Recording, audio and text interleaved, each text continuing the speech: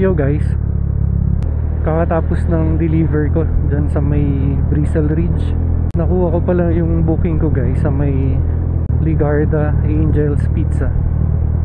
Pagkadating ko nga doon kanina guys, pinapatanggal ng security guard yung helmet.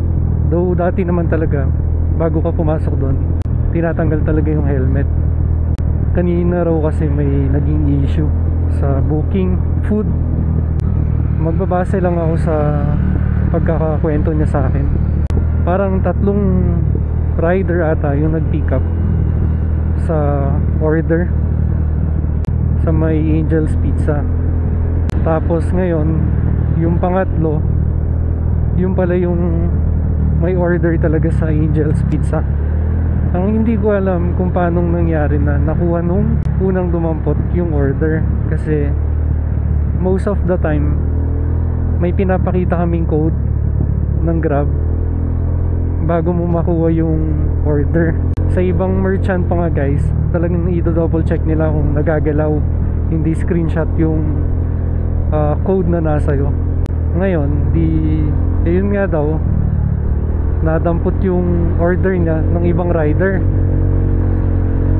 Tapos hindi na binalik.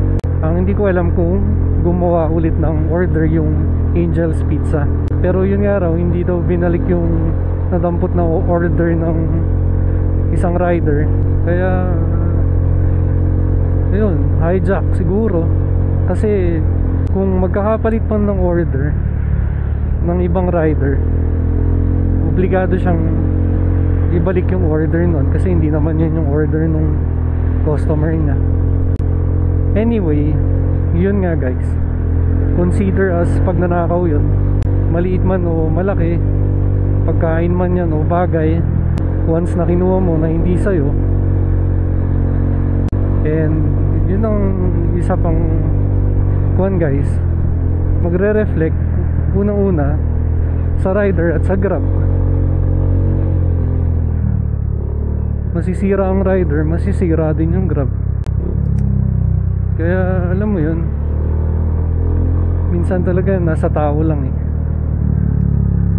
Nasa tao lang guys, kung gagawa ka ba ng tama o mas pipiliin mong mali yung gagawin mo. It's all about your choices. Tsak. Kasi dahil may booking ako dito guys, 2 deliver.